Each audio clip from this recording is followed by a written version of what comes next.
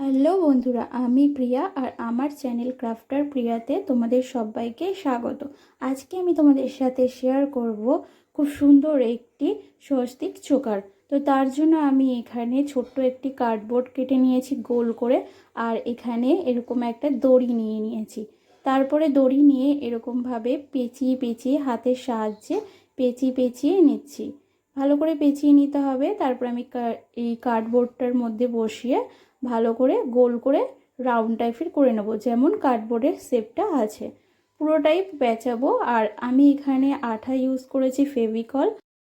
তো তোমাদের কাছে যদি এরকম ধরনের দড়ি যদি না থেকে থাকে তাহলে তোমরা জুট ইউজ করতে পারো। এরকমভাবে সেম একই কাজ দেবে। আর তোমরা এই দড়ি যে কোনো হার্ডওয়্যার্সের দোকানেও পেয়ে যাবে। তারপরে আমার পুরোটা পেঁচানো হয়েও গেছে আর পুরোটা গোল রাউন্ড শেপও এসছে সুন্দর একটি। তো একইভাবে আমি দুটো কানের দুলের জন্য করে নেব। তারপর ডলি সুতো নিয়েছি, ডলি সুতো নিয়ে টার্সেল যেমন বানায় সেরকম টাইপের টার্সেলের মতো বানিয়ে নিয়েছি। সরু টাইপের করে, বেশি মোটা করিনি। তারপরে এই যে কার্ডবোর্ড আছে যেটা আমি কলার চোকারের জন্য বানিয়েছি, সেটার পুরো রাউন্ড টাইপের করে আমি ফেভিকলের সাহায্যে আটকে দেব ভালো করে।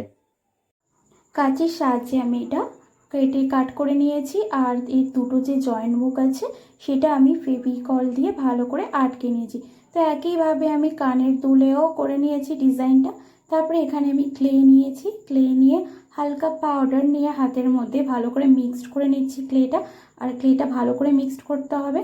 তারপরে যে চোকার টাইপের শেপ দিয়েছি যেটা, তার মধ্যে আমি একটু স্বস্তিক শেপের একটু আঠা নিয়ে মানে সেটাকে শেপ দেওয়ার চেষ্টা করছি, যাতে আমার ক্লেটা বসাতে সুবিধা হবে।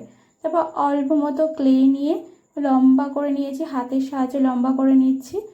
দেখো সুন্দর করে করে নিতে হবে। আমি বেশি মোটাও করব না আবার বেশি সরু করব না, মানে মাঝারি যে সাইজে থাকে সেরকম টাইপের করে নেব। এরপর আমি আরও একটু আঠা লাগিয়ে নিচ্ছি, কারণ আগে থেকে যে আঠাটা লাগিয়েছিলাম একটু শুকিয়ে গেছে। তারপরে স্বস্তিকের যে শেপ আছে উপরে সেই শেপটা দেওয়ার চেষ্টা করছি ভালো করে। আর আমি ছোট সাইজের করছি যাতে এই যে কার্ডবোর্ডটা আছে না, এই কার্ডবোর্ডের মধ্যে পুরোটা ধরে যায়। তারপরে আরও একটু ক্লে নিয়েছি, ক্লে নিয়ে আরও আগের মতোই ওরকম একটু লম্বা করে নেব। লম্বা করে যে নিচের পোর্শনটা হয় না স্বস্তিকের, সেই নিচের পোর্শনটাই দেবো। সেম একই রাখবো, বেশি মোটাও না বেশি সরু না। তারপরে আরও দেখো একটু আঠা নিয়ে নিচ্ছি, কারণ আমি বলেছিলাম যে আঠাটা শুকিয়েও গেছে, সেই কারণের জন্য আঠা দিয়ে ভালো করে আটকে নিলে কি বলো তো, পরে আর এটার খুলে যাওয়ার যে চান্সটা থাকে সেটা আর থাকবে না। তো তারপর শেপ দেওয়ার চেষ্টা করে নিচ্ছি স্বস্তিকের যে নিচের পোর্শনটা আছে, একটু সুন্দর ডিজাইন দেওয়ার চেষ্টা করছি। সুন্দর ডিজাইন দিলে দেখতেও ভালো লাগবে, আর দেখো দেখতেও সুন্দর লাগছে। আর সামনেই পয়লা বৈশাখ আসছে, আর এই পয়লা বৈশাখে তোমরা এরকম একটা চোকার বানিয়ে পরতেই পারো শাড়ির সাথে। বেশ সুন্দর লাগবে দেখতে, বেশি সময়ও নষ্ট হবে না, আর খুব যে টাকা খরচা হবে তাও কিন্তু না। দেখো আমার পুরোটা হয়ে গেছে, কানের দুলগুলোও একইভাবে করে নিয়েছি। এরপরে আমি এগুলো ভালো করে শুকিয়ে নিয়েছি। এরপর আমি এটাকে রং করছি। আর আমি এখানে ফেব্রিক কালার ইউজ করেছি, ফেব্রিকের যে রেড কালার সেটা দিয়ে রং করে নেব। আর এটা ডাবল যে জিরো আছে, ডাবল জিরো তুলির সাহায্যে রং করছি। তোমরা যে কোনো তুলি নিতে পারো, সাবধানে রং করো যাতে সাইডে সাইডে যাতে না লেগে যায়।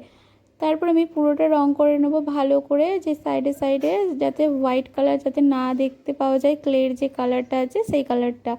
আর পুরোটা দেখো রং করা হয়েও গেছে।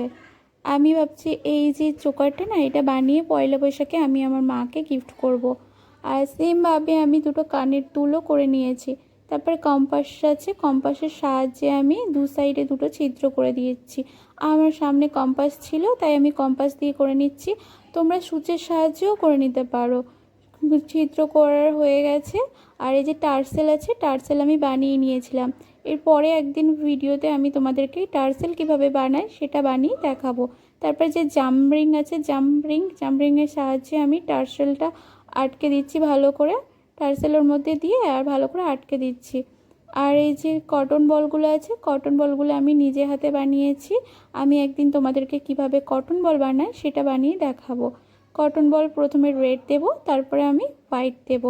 দেখো তোমরা যারা যারা নর্মাল এরকম জুয়েলারি ভিডিও বানাও বা বানাতে চাও তারা অনেকেই জানো কটন বল কিভাবে বানায়, তাও আমি তোমাদেরকে একবার দেখিয়ে দেবো কটন বল কিভাবে বানায়।